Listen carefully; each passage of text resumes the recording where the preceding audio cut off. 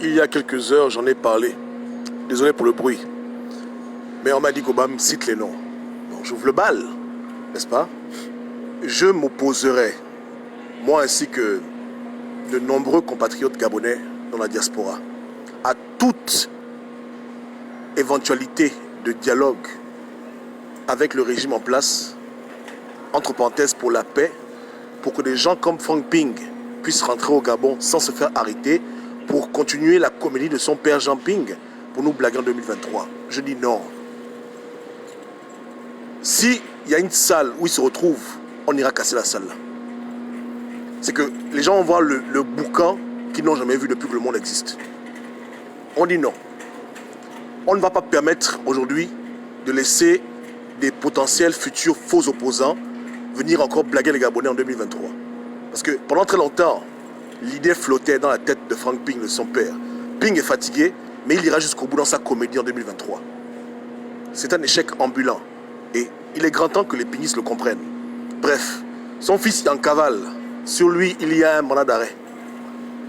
S'il arrive au Gabon, normalement, on doit l'arrêter. Mais s'il y a un dialogue de paix, on va tout oublier. Je n'oublierai du tout. On fera le dialogue après les élections.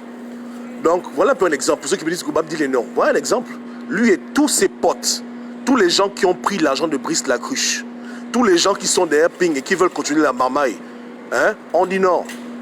Frank Ping est en exil, qui reste en exil. Si son père a les poumons pour courir jusqu'en 2023, c'est pas grave. Il n'y a pas de souci. Mais il n'y aura pas de relève.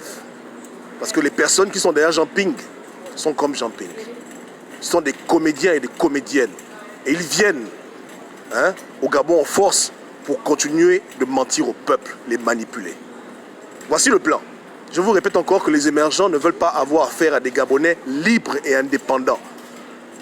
Ça les arrange tellement lorsqu'ils ont affaire à leurs propres frères, à leurs anciens collègues du PDG, à leurs parents, à leurs cousins, à leurs cousines, qui sont capables de dépenser des milliards et des milliards pour acheter la conscience d'activistes idiots et de faux intellectuels.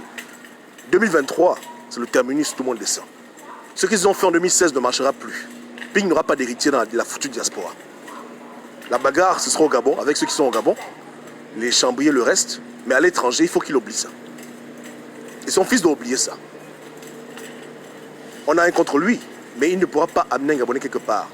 Et on est fatigué que des gens qui sont incapables de pouvoir faire le travail veulent toujours se mettre devant parce qu'ils ont soit un parent, de l'argent ou des relations. Les trois n'ont aidé personne au Gabon. Ils ne sont pas capables d'aller en prison.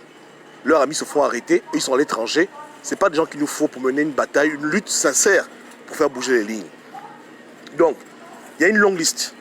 Je répète, toutes les personnes cupides, égoïstes, qui ont pris l'argent de Brice Lacruche, qui ont pris ces thunes et qui espèrent un dialogue pour entrer au pays pour que leur combat politique continue pour leur carrière égoïste, personnelle, avec leur leader Frank Ping, qu'ils aillent au diable. Ils ne rentrent pas au Gabon.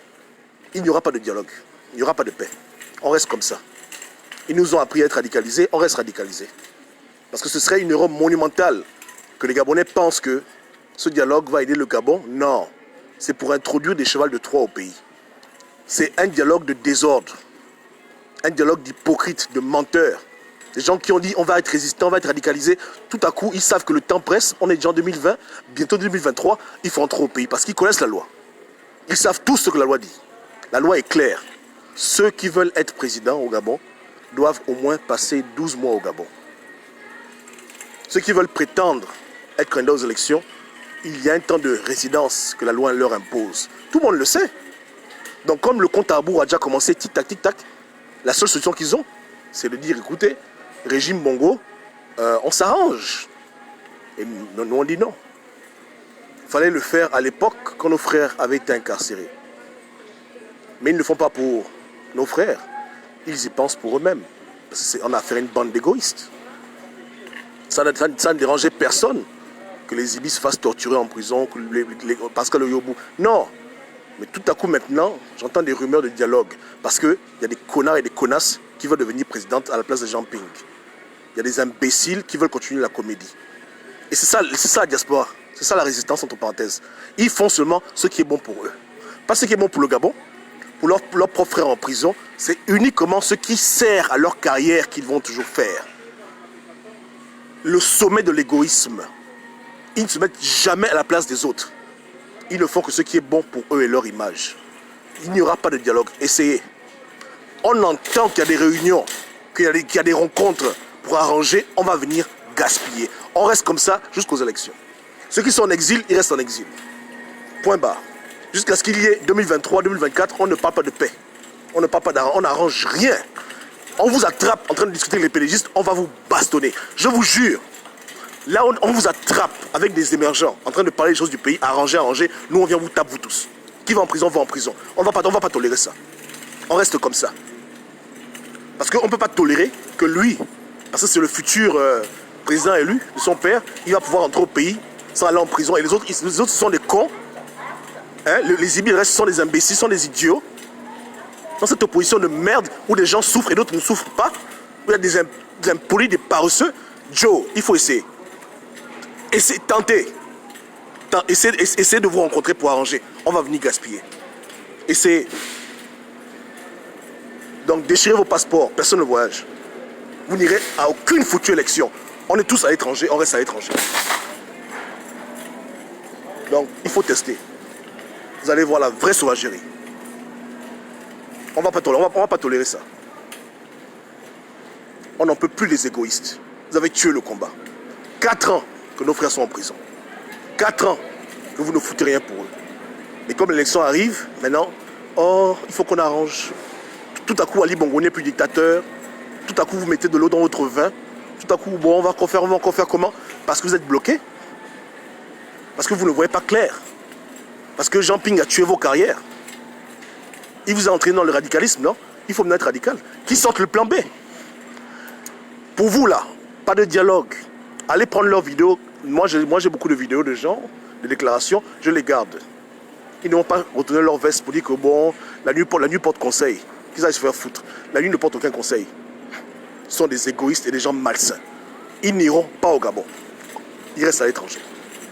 C'est tout. On n'en peut plus de cette comédie. On n'en peut plus, hein. C'est vraiment fatigant. Ok, donc, parenthèse, hein.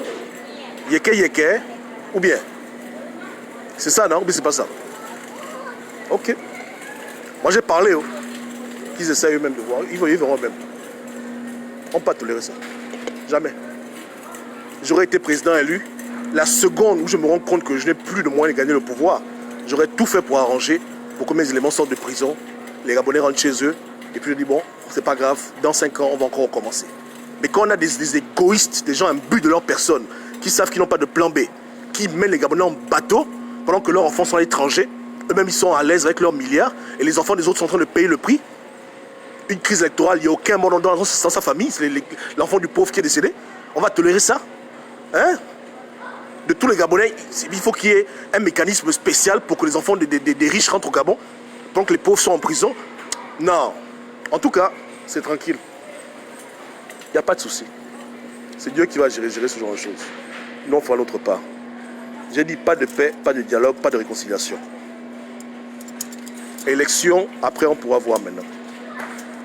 Ceux qui sont à l'étranger dans le banditisme, ils vont rester à l'étranger. Il ne faut pas qu'ils s'inquiètent, ils ne vont nulle part.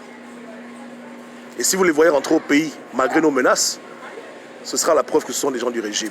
Et que depuis toujours, ils vous blaguaient.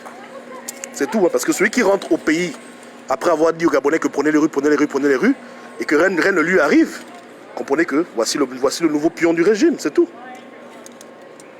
C'est logique, non? Est-ce que c'est logique? J'ai mal parlé. Est-ce que j'ai mal parlé? Donc, quitte aux Gabonais de ne pas suivre de telle personne, de tel plaisanteur. On a dit qu'on est venu pour mettre un terme à leur carrière. On n'est pas en train de blaguer. C'est pas, non? Pas de paix, pas de réconciliation, pas de foutu dialogue. On reste comme ça. On reste comme ça. C'est tout.